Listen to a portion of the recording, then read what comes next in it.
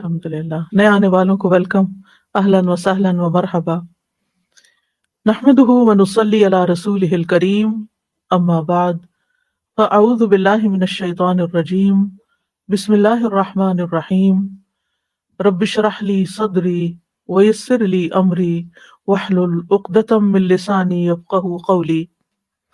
آج ہم انشاءاللہ آیت نمبر 48 سے ترجمہ شروع کریں گے، سورۃ یاسین۔ وَيَقُولُونَ مَتَى هَذَا الْوَعْدُ إِن كُنتُمْ صَادِقِينَ مَا يَنظُرُونَ إِلَّا صَيْحَةً وَاحِدَةً تَأْخُذُهُمْ وَهُمْ يَخِصِّمُونَ فَلَا يَسْتَطِيعُونَ تَوْصِيَةً وَلَا إِلَىٰ أَهْلِهِمْ يَرْجِعُونَ وَنُفِخَ فِي الصُّورِ فَإِذَا هُم مِّنَ الْأَجْدَاثِ إِلَىٰ رَبِّهِمْ يَنسِلُونَ قَالُوا يَا وَيْلَنَا مَن بَعَثَنَا مِن مَّرْقَدِنَا هَٰذَا مَا وَعَدَ الرَّحْمَٰنُ وَصَدَقَ الْمُرْسَلُونَ۔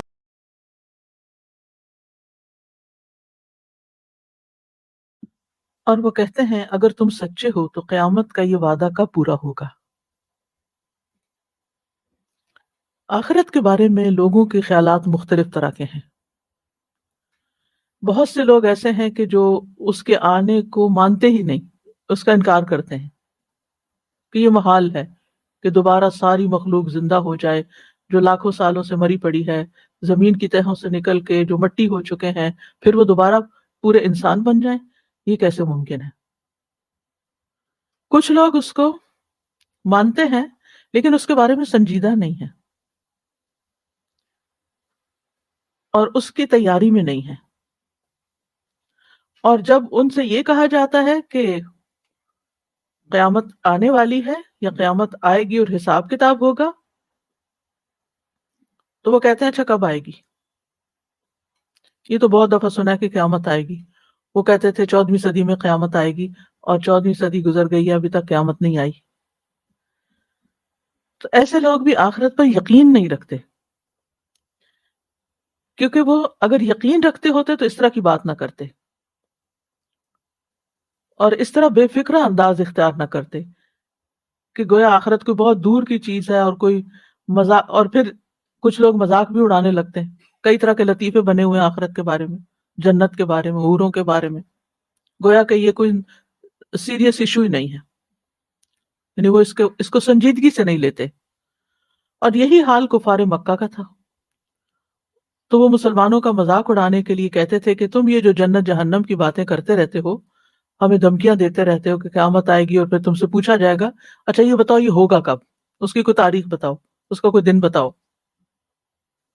سورۃ شورى میں بھی آتا ہے یستعجل بها الذین لا یؤمنون بها، جو لوگ اس پر ایمان نہیں رکھتے وہ اسے جلدی مانگتے ہیں، کیونکہ وہ پھر اس کو یقین ہی نہیں، تو پھر وہ مذاق کی چیز سمجھ کے ایسی باتیں کرتے ہیں۔ حالانکہ قیامت کے آنے میں کوئی شک ہی نہیں۔ سورۃ الجاثیہ میں اللہ تعالیٰ فرماتے ہیں قل اللہ یحییکم ثم یمیتکم ثم یجمعکم الی یوم القیامہ لا ریب فیہ ولکن اکثر الناس لا یعلمون۔ کہہ دیجئے اللہ ہی تمہیں زندہ کرتا ہے، یعنی زندگی کس نے دی ہے؟ اللہ نے دی ہے۔ انسان جیسی چیز کوئی اور کسی فیکٹری میں نہیں بن سکتی، یہ زندگی اور یہ انسانوں کی تخلیق اللہ ہی کا کام ہے۔ ثم یمیتکم، پھر وہی تمہیں موت دیتا ہے، اور ہم اپنی آنکھوں کے سامنے دیکھتے ہیں کہ لوگ اچھے بھلے صحت مند ہوتے ہیں، انہیں کوئی بیماری نہیں ہوتی، کہ یکا یک چلتے چلتے گر جاتے ہیں، بات کرتے ہوئے تھم جاتے ہیں، اپنے دن کے کام کاج کرتے ہوئے ایک دم دنیا سے رخصت ہو جاتے ہیں۔ اور کسی نہ کسی ایسے انسان کی موت کے بارے میں ضرور آپ نے سنا ہوگا، خود ہمیں اپنے بارے میں نہیں پتا۔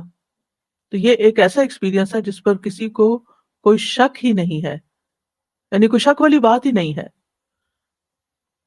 اب پہلا مرحلہ ہو گیا زندگی مل گئی، دوسرا ہم اپنی آنکھوں کے سامنے دیکھتے ہیں کہ موت بھی آتی ہے، اور تیسرا مرحلہ کیا ہے؟ ثم یجمعکم الی یوم القیامہ، پھر وہ تمہیں قیامت کے دن جمع بھی کرے گا. یعنی اگر زندگی دیکھ رہے ہو، موت دیکھ رہے ہو، تو یہ بھی دیکھو گے. لا ریب فیہ، یہ اتنا پکا دعویٰ ہے اللہ سبحانہ تعالیٰ کا کہ لا ریب فیہ ولکن اکثر الناس لا یعلمون، لیکن لوگوں کی اکثریت علم نہیں رکھتی. قیامت کا ایک وقت اللہ تعالیٰ نے مقرر کر رکھا ہے، اگر وہ کسی کے مطالبے پر فوراً آ نہیں جاتی تو وہ کوئی کھیل تماشا نہیں ہے کہ ہر کوئی جو کوئی جب مطالبہ کرے اس چیز کو طلب کرے تو وہ اس کے لیے حاضر کر دی جائے. یہ ایک افرادی معاملہ نہیں ہے، یہ تو اجتماعی معاملہ ہے. اور اس کے نہ آنے کی وجہ یہ نہیں ہے کہ ابھی اس کی تیاری نہیں ہوئی، اس میں تو کوئی کسر نہیں. بس یہ ہے کہ اللہ سبحانہ تعالیٰ اپنی رحمت کی وجہ سے لوگوں کو مہلت دے رہا ہے کہ ہر کوئی اپنا وقت پورا کرے اور اس وقت سے کچھ فائدہ اٹھا لے، اور پھر ایک دن آئے گا تو قیامت بھی آ جائے گی اور حساب کتاب بھی شروع ہو جائے گا. نیکسٹ آیا. ما ينظرون إلا صيحة واحدة تأخذهم وهم يخصمون. وہ تو بس ایک ہی چنگھاڑ کا انتظار کر رہے ہیں، وہ انہیں آ پکڑے گی اس حال میں کہ وہ جھگڑ رہے ہوں گے. یعنی یہ لوگ جس دلیری کے ساتھ قیامت کے آنے کا مطالبہ کر رہے ہیں یا اس کا انتظار کر رہے ہیں، تو انہوں نے اس کے لیے کوئی تیاری نہیں کر رکھی اور نہ ہی انہیں کچھ کرنا ہے. اور اللہ سبحانہ تعالیٰ کے لیے وہ تو کچھ مشکل ہی نہیں لانا اس کو، بس ایک چیخ ہوگی، ایک ڈانٹ ہوگی اور وہ انہیں آ پکڑے گی، یعنی وہ اس چیخ سے ہی مر جائیں گے اس حال میں کہ وہ جھگڑ رہے ہوں گے. یخصمون، تو ما ینظرون، نہیں وہ دیکھ رہے، لفظی معنی یہ بنتا ہے. تو نظر الی کا مطلب ہوتا ہے آنکھ سے دیکھنا، اور نظر فی کا مطلب ہوتا ہے غور و فکر کرنا. اور نظر کا لفظ جو ہے انتظار کے معنوں میں بھی آتا ہے. نظرتہ وانتظرتہ، دونوں طرح، دونوں معنی انتظار کرنے کے ہوتے ہیں. تو یہاں انتظار کرنے کا معنی ہے، نہیں وہ انتظار کر رہے الا مگر صیحۃ واحدۃ، ایک چیخ کا. صیحہ کا لفظ جو ہے لکڑی کے چرنے یا کپڑے کے پھٹنے سے جو زور کی جھراٹے کی آواز ہوتی ہے اس آواز کو صیاح کہتے ہیں. کبھی آپ نے دیکھا وہ جو آرے سے لکڑیاں کاٹ رہے ہوتے ہیں تو کیسی آواز آ رہی ہوتی، عجیب سی، وہ گھبراہٹ ہوتی ہے سن کے. یا کپڑے کو زور سے پھاڑا جائے تو چیں کی، اور تو یہ تو ہلکی آواز ہے نا، لیکن اسی طرح کی جو آواز ہوتی ہے اس کو صیاح کہتے ہیں. یہ آواز جو گھبراہٹ لاتی ہے، تو اس لیے صیحہ کا لفظ عذاب اور گھبراہٹ کے لیے بھی استعمال ہوتا ہے پھر. اور یہاں مراد چیخ، چنگھاڑ، کڑک آواز، بلند آواز. تو مطلب یہ ہے کہ جب یہ ابھی اپنے جھگڑوں میں پڑے ہوئے ہوں گے، اپنے روزمرہ کے کام کر رہے ہوں گے کہ سور میں پھونک مار دی جائے گی اور پھر وہ آواز جو اس سے نکلے گی وہ اتنی بھیانک ہوگی کہ ساری مخلوقات ڈر جائیں گی، سہم جائیں گی.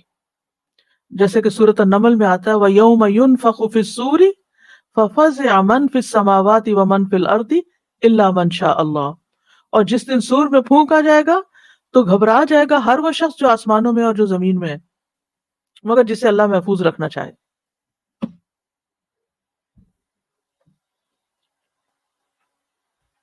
تو یہ مراد یہ ہے کہ جب قیامت آئے گی تو پہلے کیا ہے، ایک چیخ آئے گی. اور یہ چیخ کہاں سے آئے گی؟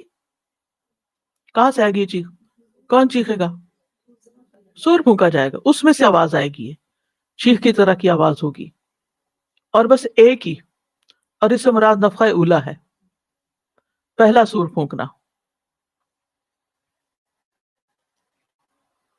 وَهُمْ يَخِصِّمُونَ تَأْخُذُهُمْ وَهُمْ يَخِصِّمُونَ، وہ انہیں پکڑ لے گی اس حال میں کہ وہ جھگڑ رہے ہوں گے. یخصمون کا لفظ ہے یہ خصم سے ہے.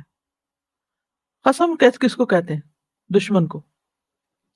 تو جیسے انسان دشمن سے یعنی دشمن سے بگڑتا ہے یا دشمن کے ساتھ جھگڑتا ہے، تو یعنی لڑائی جھگڑے جو چل رہے ہوتے ہیں، تو اسی طرح قیامت جس دن آئے گی تو لوگ آپس میں خوب جھگڑ رہے ہوں گے. اور یخصمون بھی ہو سکتا تھا، بل ہم قوم خصمون جیسے آتا ہے، لیکن یہاں پر جو صاد کے اوپر آپ دیکھ رہے ہیں نا شد، یہ اصل میں تھا یختصمون. تو تا کو صاد سے بدل کر صاد کو صاد میں مدغم کر دیا گیا، مدغم کر دیا گیا، ادغام ہو گیا. اور پھر صاد کی موافقت کے لیے خا کو بھی کسرہ دے دیا گیا ہے. ٹھیک ہے، یخصمون یعنی جب وہ جھگڑ رہے ہوں گے اپنے گھروں میں، اپنے اداروں میں، سڑکوں پہ. اس سے یہ پتہ چلتا ہے کہ قیامت کے قریب فساد اور زیادہ بڑھ جائے گا، لڑائی جھگڑے بڑھ جائیں گے. ویسے بھی صحیح مسلم کی روایت میں آتا ہے کہ قیامت بدترین لوگوں پہ قائم ہوگی. یعنی اس وقت دنیا کے سب سے گھٹیا اور بدترین لوگ زندہ ہوں گے جن پہ قیامت آئے گی. اور ان کی یہاں ایک صفت پتہ چل گئی کہ وہ جھگڑالو لوگ ہوں گے. تو مطلب کیا ہے کہ قیامت کے آنے میں کوئی دیر نہیں. جیسے سورۃ القمر میں آتا ہے نا، الا کلمح بالبصر، آنکھ جھپکنے کی دیر میں. اور پھر ویسے بھی اچانک آئے گی، تأتیہم بغتۃ. اور حدیث سے پتہ چلتا ہے کہ لوگ اپنے کاموں میں مصروف ہوں گے کہ قیامت آ جائے گی. آپ صلی اللہ علیہ وسلم نے فرمایا قیامت اتنی جلدی آ جائے گی کہ دو آدمیوں نے کپڑا کھولا ہوگا لیکن وہ خرید و فروخت نہیں کر سکیں گے. صبح صبح دکاندار اپنے دکانیں کھول کے، کپڑے کھول کے بیٹھتے ہیں، اور لوگ گاہک آتے ہیں تو ان کے سامنے پھیلا رہے ہوتے ہیں. ابھی انہوں نے پھیلایا ہی ہوگا اور خریدا نہیں ہوگا کہ قیامت آ جائے گی. اور نہ ہی اس کپڑے کو وہ بیچ سکیں گے، نہ لپیٹ سکیں گے. لپیٹنے کی مہلت بھی نہیں ہوگی. صحیح بخاری کے الفاظ میں، اور قیامت قائم ہو جائے گی جبکہ ایک آدمی اپنی اونٹنی کا دودھ لے کے آ رہا ہوگا اور اسے پی نہیں سکے گا. اور قیامت اس حال میں آ جائے گی کہ ایک شخص اپنا حوض تیار کروا رہا ہوگا، ٹینکی، اور وہ اس سے پانی نہیں پی سکے گا. اور قیامت اتنی جلدی آ جائے گی کہ ایک آدمی اپنا لقمہ منہ کی طرف اٹھائے گا کہ اس کو کھا نہیں سکے گا، منہ میں ڈال ہی نہیں سکے گا. اتنی تیزی سے آئے گی، اچانک اچانک ہر چیز کو ختم کر کے رکھ دے گی. اور ان کے جھگڑے وہیں کے وہیں رہ جائیں گے. نیکسٹ آیت.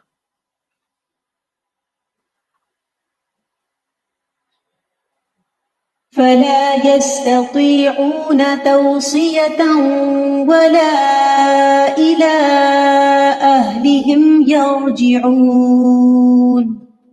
پھر نہ تو وہ وصیت کرنے کی استطاعت رکھتے ہوں گے اور نہ ہی اپنے گھر والوں کی طرف پلٹ سکیں گے.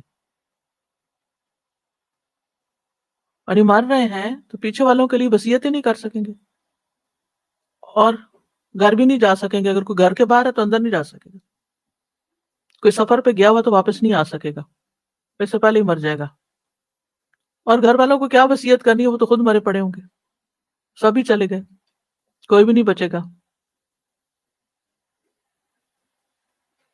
جو جہاں ہوگا وہیں مر جائے گا. جو بازار میں ہو بازار میں مر جائے گا، جو گھر میں ہے وہ گھر میں مر جائے گا. تو یہاں پر لفظ استعمال ہوا ہے فلا یستطیعون. استطاعت کہتے ہیں کسی کام کو انجام دینے کے لیے جن اسباب کی ضرورت ہوتی ہے وہ سب موجود ہوں. مثلا آپ کہتے ہیں میں آپ کے لیے کھانا پکا سکتی ہوں، میں ابھی آپ کے لیے پکا سکتی ہوں، میں ابھی چائے بنا سکتی ہوں. وہ آپ کب کہتے ہیں؟ جب چائے کا سارا سامان موجود ہو. تو یعنی وہ چیز آپ کو فیسیلیٹیٹ کرتی ہے. اور توصیہ جو ہے یہ مصدر ہے. توصیہ کیا ہے؟ مصدر ہے، وصیت کرنا.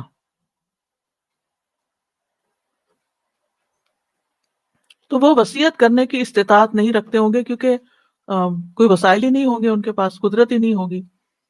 اتنی سنگین صورتحال ہوگی کہ ڈر کے مارے ان کے منہ سے ایک لفظ نہیں نکلے گا، آنکھیں پتھرا جائیں گی، خاشعۃ ابصارہم،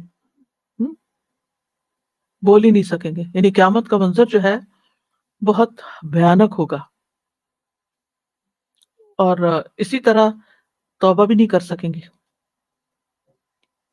اپنی غلطیوں کے اوپر ندامت بھی نہیں کر سکیں گے، معافی بھی نہیں مانگ سکیں گے۔ ولا الی اہلہم یرجعون، اور نہ اپنے گھر والوں کی طرف پلٹ سکیں گے کہ ان سے بات ہی کر لیں، ان کی شکل ہی دیکھ سکیں۔ یعنی مراد اس سے یہ کہ کسی قسم کی کوئی مہلت نہیں ملے گی۔ یعنی آج جتنی غیر سنجیدگی کا یہ مظاہرہ کر رہے ہیں، غفلت میں پڑے ہوئے ہیں، تو یہ ان پر ایسے اچانک آئے گی کہ یہ ادھر سے ادھر نہیں ہو سکے، کچھ بھی کرنے کی طاقت نہ رکھتے ہوں گے۔ تو اس آیت سے کیا بات پتہ چلتی ہے، کیا بات سمجھ میں آتی ہے؟ کہ موت کے لیے ہر وقت تیار رہنا چاہیے، لمبی امیدیں نہیں باندھنی چاہیے کہ ابھی ذرا مجھ سے نماز نہیں پڑھی جاتی، میں یہ فلاں پروجیکٹ کر رہی ہوں، یہ اسائنمنٹ کر رہی ہوں، یہ مسئلہ چل رہا ہے، یہاں مصروفیت ہے، وہاں کام ہے، بعد میں کر لوں گی۔ نہیں، جو ہمارے اوپر فرائض عائد ہوتے ہیں ان کو ہمیں ساتھ ساتھ ادا کرتے جانا چاہیے۔ نماز کا وقت آ گیا، نماز پڑھ لیں پہلے، باقی کام بعد میں کریں گے۔ رمضان آ گیا، روزے رکھنے کی تیاری کر لیں، باقی چیزیں بعد میں ہوں گی۔ زکوٰۃ ڈیو ہو گئی ہے، زکوٰۃ ادا کریں، باقی کاموں کے لیے پیسے پھر بعد میں جمع کر لیں گے، ابھی زکوٰۃ کے لیے نکالیں۔ حج فرض ہو گیا، اب فوراً حج کرنے کی فکر کریں۔ یہ تو بنیادی فرائض ہیں نا، جن کے بغیر جان نہیں چھوٹتی، جن کا حساب ہوگا، جن کے بارے میں سوال ہوگا۔ اسی طرح دیگر ذمہ داریاں ہیں۔ ہم دنیا کے کاموں میں لگ کر اپنی آخرت کو بھولے رہتے ہیں اور اس کی تیاری نہیں کرتے، جبکہ ان آیات سے جو سمجھ آ رہی ہے بات وہ یہ کہ قیامت ہو یا موت، کیونکہ موت کے بعد بھی دنیا میں واپس نہیں آنا، قیامت کے بعد بھی دنیا میں واپس نہیں آنا، تو موت آ گئی تو مہلت نہیں ملے گی۔ جو نیکی کرنی ہے نا، جو اچھے اچھے کام سوچے ہیں بس کرنے لگ جائیں، کر گزرے، ڈیلے نہ کریں۔ موت کے وقت انسان کی حسرت کیا ہوگی؟ سورۃ مؤمنون میں آتا ہے حتی اذا جاء احدهم الموت قال رب ارجعون، یہاں تک کہ جب ان میں سے کسی کے پاس موت آتی ہے تو کہتا ہے میرے رب مجھے واپس بھیج، لعلی اعمل صالحا فیما ترکت، تاکہ میں جو کچھ چھوڑ آیا ہوں اس میں کوئی نیک عمل کر لوں، جو میں نہیں کر سکا وہ میں کر کے آنا چاہتا ہوں۔ تو کیا کہا جائے گا؟ اچھا چلو ٹھیک ہے، کچھ دن اور چلے جاؤ، ابھی تمہاری صحت اچھی تھی، کر سکتے تھے تم۔ نہیں، بس وقت ختم، بات ختم۔ فرمایا جائے گا کلا، ہرگز نہیں، ایسا ہو ہی نہیں سکتا۔ ایک اور اہم بات اس سے یہ پتہ چلتی ہے کہ ہمیں اگر کوئی وصیت کرنی ہے اپنی زندگی میں تو اس کو بھی کر لیں، اس کو بھی ڈیلے نہ کریں۔ رسول اللہ صلی اللہ علیہ وسلم نے فرمایا جو مسلمان اپنے حق میں کسی چیز کی وصیت کرنا چاہتا ہے وہ 2 راتیں بھی نہ گزارے اللہ یہ کہ اس کے پاس وصیت لکھی ہوئی ہو۔ عبداللہ بن عمر کہتے ہیں جس وقت سے میں نے رسول اللہ صلی اللہ علیہ وسلم کا وصیت کے بارے میں ارشاد سنا ہے اس وقت سے میری وصیت میرے پاس موجود رہتی ہے۔ اور پھر وصیت میں صرف مال ہی نہیں ہوتا، صرف یہ باتیں کافی نہیں ہوتی میرا جنازہ کون پڑھائے اور میری قبر کہاں بنے، اور نہیں، وصیت جو ہے وہ اپنے بچوں کو نیکی پر، ہدایت پر قائم رہنے کی، ایمان پر قائم رہنے کی بھی کرنی چاہیے۔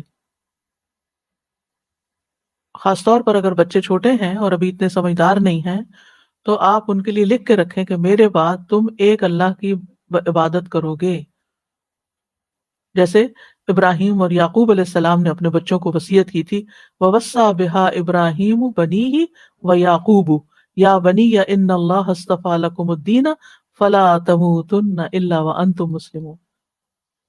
اور اسی کی وصیت ابراہیم نے اپنے بیٹوں کو کی اور یعقوب علیہ السلام نے بھی، اے میرے بیٹو بے شک اللہ نے تمہارے لیے یہ دین چن لیا ہے تو تم ہرگز فوت نہ ہونا مگر اس حال میں کہ تم فرما بردار ہو، مسلمان ہو۔ اب آپ دیکھیں وہ تو پیغمبروں کی اولاد تھے، اور ابراہیم علیہ السلام کے دونوں بیٹے کیا تھے جن کو وصیت کر رہے ہیں؟ پیغمبر تھے نا، اور عام پیغمبر نہیں تھے، بڑے خاص پیغمبر تھے۔ وبارکنا علیہ وعلی اسحاق، اسحاق علیہ السلام کے اوپر اللہ کی برکتیں تھی، رحمتیں تھی۔ پھر آپ دیکھیں یعقوب علیہ السلام کے بیٹوں میں بھی یوسف علیہ السلام جو تھے وہ پیغمبر بھی تھے. پیغمبری سے اوپر کیا درجہ ہو سکتا ہے؟ اس کے باوجود وہ اپنے بچوں کو وصیت کر رہے ہیں کہ تم نے میرے بعد مسلمان بن کے جینا ہے. ہمارے بچے جس ماحول میں رہتے ہیں وہاں کتنے خطرے ہیں، ایمان کے کتنے ڈاکو ہیں، ایمان پہ ڈاکہ ڈالنے والے. تو کبھی اس بات کو لائٹلی نہ لیں کہ بائی ڈیفالٹ وہ مسلمان ہیں اور مسلمان ہی رہیں گے. ہمیں تو اپنا بھی نہیں پتا، دل اللہ کے ہاتھ میں ہے. دعا کرتے رہنا چاہیے کہ ہم ایمان پر استقامت پر قائم رہیں، لیکن پھر اس سے بھی زیادہ ہمیں فکر ہونی چاہیے اپنی آئندہ نسلوں کی کہ ان کے حق میں اچھی وصیت کر کے جائیں کہ وہ اسلام پر قائم رہیں. پھر یہ کہ موت سے پہلے موت کی تیاری بھی کرنی چاہیے. یعنی تیاری اس سینس میں، جیسے حدیث میں آتا ہے ابن عمر نے کہا مجاہد کو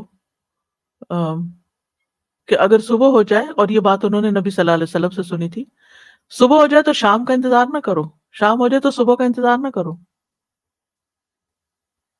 یعنی جو کرنا ہے آج ہی کر لو جتنا کچھ ہو سکتا ہے. لمبی امیدیں نہ باندھو کہ اچھا یہ ہو جائے تو پھر کریں گے، پھر اس کو کریں گے. نبی صلی اللہ علیہ وسلم نے فرمایا جب تم نماز کے لیے کھڑے ہو تو اسے الوداعی نماز سمجھ کے پڑھا کرو کہ شاید یہ آخری نماز ہو.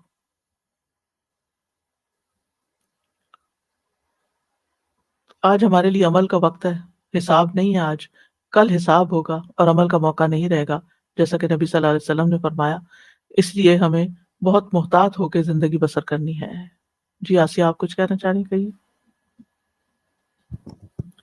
سادہ جی، مجھے خیال آ رہا تھا کہ جو آپ نے بات کہی کہ ہم اپنے بچوں کو وصیت کریں اور وہ کہ اس دین پر قائم رہیں گے. انفارچونیٹلی اب تھوڑا سا یوں نیا ٹرینڈ سننے میں بھی آیا کہ کچھ لوگ ایون مسلمان ہوتے ہوئے، خواہ وہ مسلمان سے شادی ہوئی ہے یا کسی اور سے ہوئی ہے، وہ کہتے ہیں کہ بچے بتا دیں گے ہم ان کو بیسکس آف اسلام، اور دوسرے دین بھی وہ یہاں کمپیریٹیو اسٹڈی کر رہے ہیں، اور یہ جب بڑے ہوں تو they can make their own decision what then they want to follow. This is a very common and growing mindset for Muslim parents. Unfortunately میں نے کئی لوگوں سے یہ بات سنی ہے کہ ہاں ہم ان کو تھوڑا سا بریفلی بتا دیتے ہیں، انٹروڈیوس کرا دینا، بتا دینا ہمارا فرض ہے، آگے ان کی مرضی ہے بڑے ہو کے کیا چوز کریں. استغفر اللہ. یعنی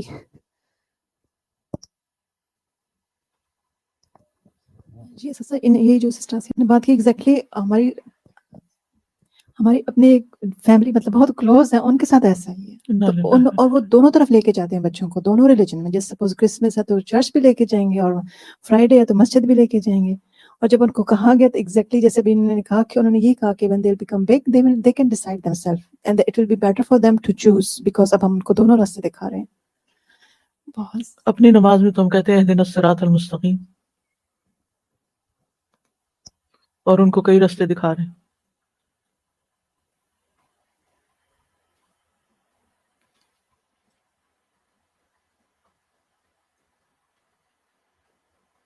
نیکسٹ آیا ونفخ في الصور فإذا هم من الأجداث إلى ربهم ينسلون. اور جب سور میں پھونکا جائے گا تو یکا یک وہ قبروں سے نکل کر اپنے رب کی طرف تیزی سے دوڑ رہے ہوں گے. یہاں کون سا سور پھونکا جائے گا؟ دوسرا سور. پہلا سور پھونک کر، جب پہلا سور پھونکا گیا تو وہ مر گئے، اب دوسرا سور پھونکا جائے گا تو وہ جی اٹھیں گے، قبروں سے نکل کر میدان حشر کی طرف دوڑ رہے ہوں گے. یہاں بھی اور پیچھے بھی نفخہ کا لفظ استعمال ہوا ہے، سور پھونکنا. یہاں پر سور پھونکا جائے گا، نفخہ، ٹھیک ہے. کون پھونکے گا یہ نہیں بتایا گیا، اس کو مبہم رکھا گیا. اور کسی چیز کو خوفناک بنانے کے لیے اور سنگین بنانے کے لیے یہ ایک مؤثر انداز ہوتا ہے کہ کرنے والے کا نام نہ بتایا جائے، فوکس کس پہ رہے کہ کیا کیا جائے گا.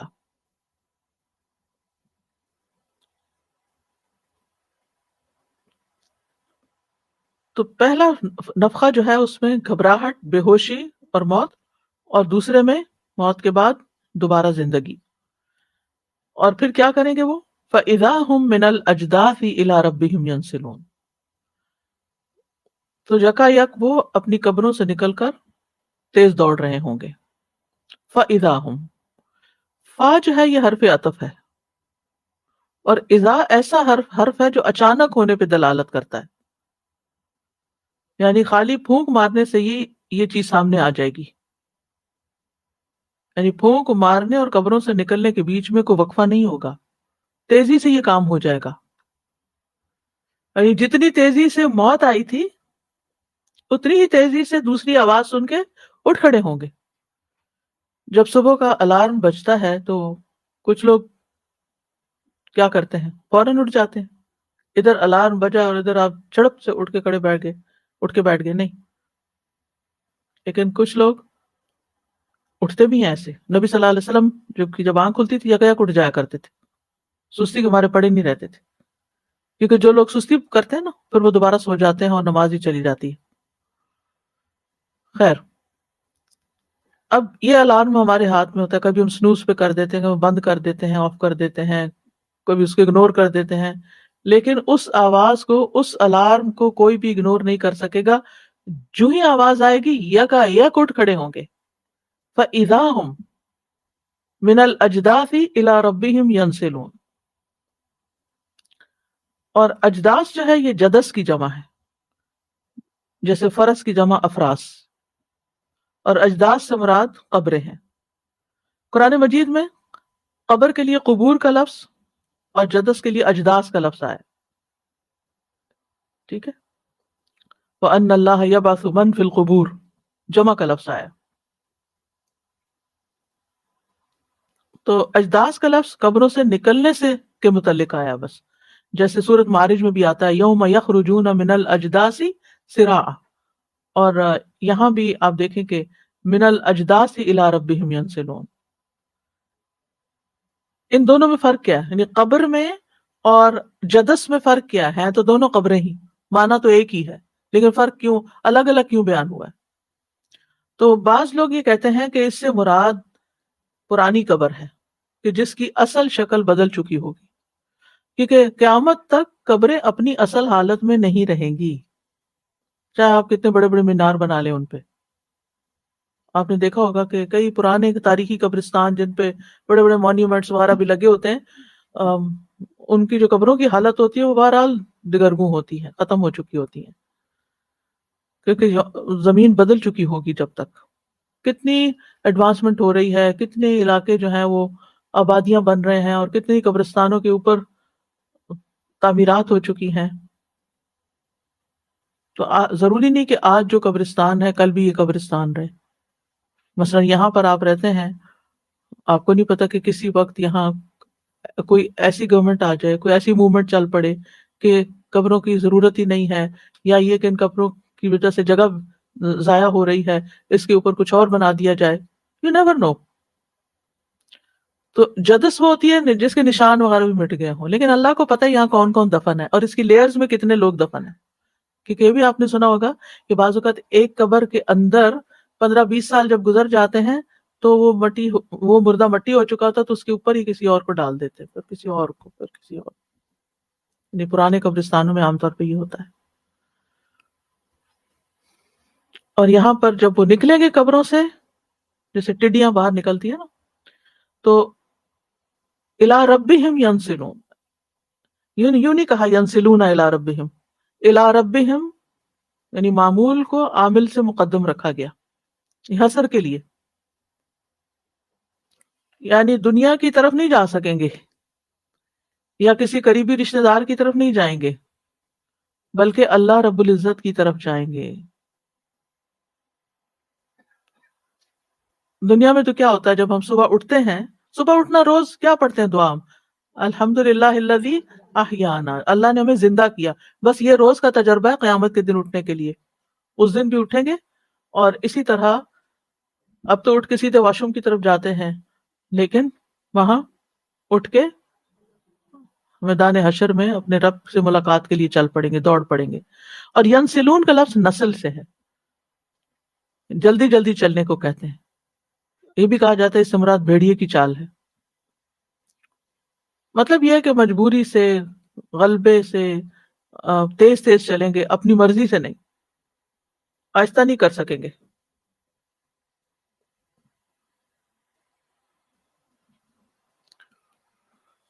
تو یاد رکھیے کہ یہ جو سور پھونکا جانا ہے نا، یہ کوئی معمولی حادثہ نہیں ہے. اور پہلے سور اور دوسرے سور کے درمیان 40 کا وقفہ ہوگا. یہ نہیں بتایا گیا کہ 40 گھنٹے ہوں گے یا دن ہوں گے یا منٹ ہوں گے یا 40 سال ہوں گے، کیونکہ راوی کو یہ نہیں معلوم. پہلے سور میں زمین و آسمان کی ہر چیز متاثر ہوگی. دوسرا سور لوگوں کو جمع کرنے کی غرض سے پھونکا جائے گا اور لوگ تیزی سے دوڑتے ہوئے حشر کی طرف جائیں گے. یوم تشقق الارض عنہم سراعا ذالک حشر علینا یسیر، سورۃ قاف میں آتا ہے. جس دن زمین پھٹے گی ان سے، اس حال میں کہ وہ تیز دوڑنے والے ہوں گے، یہ ایسا اکٹھا کرنا جو ہمارے لیے نہایت آسان ہوگا. خش عن ابصارهم یخرجون من الاجداث کانہم جراد منتشر مہطعین الی الداعی، ان کی نگاہیں جھکی ہوئی ہوں گی، وہ قبروں سے یوں نکلیں گے گویا کہ وہ پھیلی ہوئی ٹڈیاں ہیں، پکارنے والے کی طرف دوڑ رہے ہوں گے.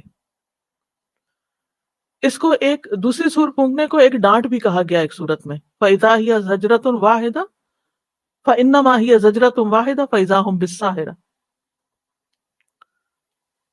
اور پھر لوگ گروہ در گروہ اٹھیں گے، یعنی اتنے زیادہ لوگ زمین میں جا چکے ہوں گے کہ جب اٹھیں گے تو ایک جگہ سے کئی اٹھیں گے اور ایک گروپ کی شکل میں پھر وہ میدان حشر کی طرف جائیں گے. اس وقت وہ کیا کہیں گے؟ ان کی ساری قوتیں بہت تیز ہو چکی ہوں گی، دیکھنے کی، سننے کی، ہر قوت. نیکسٹ آیا قالوا يا ويلنا من بعثنا من مرقدنا هذا ما وعد الرحمن وصدق المرسلون. وہ کہیں گے ہائے افسوس ہم پر، کس نے ہمیں ہماری خوابگاہوں سے اٹھا دیا. ھذا ما وعد الرحمن وصدق المرسلون، یہ اٹھانا وہ وعدہ ہے جس کا رحمان نے بندوں سے کیا تھا اور رسولوں نے سچ کہا تھا. یعنی یہ اٹھانا وہ ہے جس کا رحمان نے وعدہ کیا تھا اور رسولوں نے سچ کہا تھا. یعنی آج یہ لوگ جو مذاق اڑا رہے ہیں قیامت کا، اس وقت سر پکڑ کے بیٹھ جائیں گے کہ یہ سب کچھ کیا، یہ کیا ہو گیا، ہمیں ہماری قبروں سے کس نے اٹھا کھڑا کیا. قالوا یا ویلنا، یہ ایسے ہی ہے، یا حسرتن علی العباد، ہائے افسوس ہم پر. من بعثنا من مرقدنا، کس نے ہمیں ہماری خوابگاہوں سے اٹھایا. مرقد، رقدہ کا مطلب ہوتا ہے سونا، اور مرقد کہتے ہیں سونے کی جگہ، مراد ہے قبریں. یہاں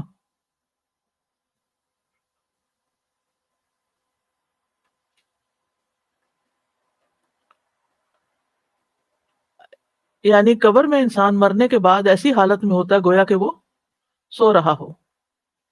سونے سے مشابہ ہے یہ، لیکن اس کا یہ مطلب نہیں کہ وہاں کوئی عذاب نہیں یا کوئی اس کی پکڑ نہیں.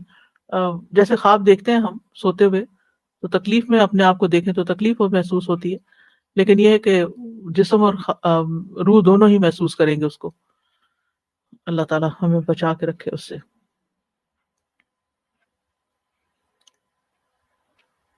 تو ان کانت قالوا یا ویلنا من بعثنا من مرقدنا، اور مرقد جو ہے یہ ظرف ہے، قبر یا سونے کی جگہ. تو اس وقت کہا جائے گا